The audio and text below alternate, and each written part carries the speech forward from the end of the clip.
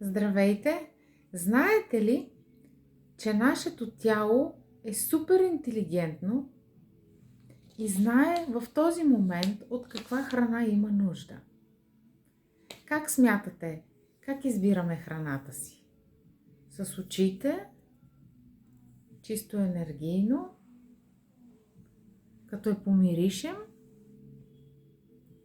или може би настроили сме се, че днес ще бъде веган, ще бъде вегетарианска или пък ще бъде разделно. Аз искам да ви покажа един от начините, по които тялото много добре знае от какво има нужда в момента. И това се нарича енергийна интелигентност. Както старите хора са казали, че трябва да нахраниш душата, за да те слуша. Тоест трябва да усещаме какво искаме отвътре и да се доверим. Ето, например, тази прекрасна ябълка.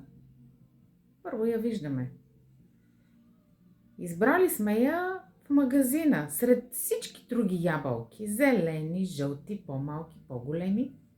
С нещо ни е привлякла. Как се е случило това? Имало е друг случай, в който ние сме опитали подобен модел плод. И тялото ни е запаметило, че това е добре за нас. И още преди ние да го изядем и изобщо погледа ни да се фиксира върху него, нещо вътре в нас ни насочва, ръката ни се пресяга и хоп, това си казваме, това искам да го купя. Даже искам да купя 2-3 от него. Това е нашата енергийна интелигентност. След това някои хора го помирисват и започваме с всичките си възприятия, с очи, с обоняние, като го докосваме, да искаме да си хапнем от него. Има теория, която казва, че когато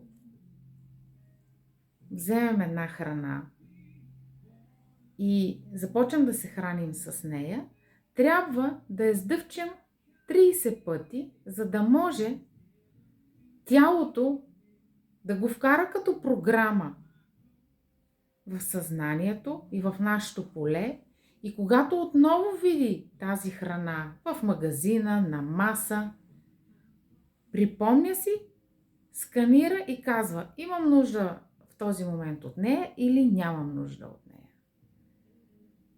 Не е дълго времето, в което са 30 секунди, заслужава си да опитаме и в един момент всяка храна, която е нова или стара, тялото си припомня, затвърждава, с новата свиква и когато отидем в магазина или сме някъде, където на all inclusive трябва да избереме храна от многото храна, която е, тогава много по-бързо нашето тяло се ориентира кое е добре за него. И тук искам да ви дам една формула, която много често я използвам. Когато, например, сме на гости и имаме определен избор, но в повечето случаи трябва да уважим домакините и трябва да си хапнем от нещо дори и малко, просто си казваме на ум с храната, с която ще хапнем или сме общували, ще общуваме или сме си взели в чинията. Хранички, мила хранички, благодаря ти, че си стигнала до мен. Нека най-доброто за мен се усвои по най-добрия начин, а което не е добро за мен, да се отдели по най-добрия начин от тялото ми.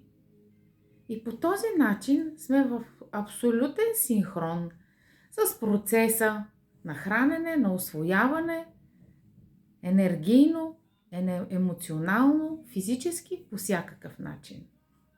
Надявам се, съм ви била полезна. Аз го използвам това нещо непрекъснато и върши чудеса. Опитайте го и вие. Аз съм Мария Илиева. За мен е много приятно да споделям с вас такава информация. До скоро!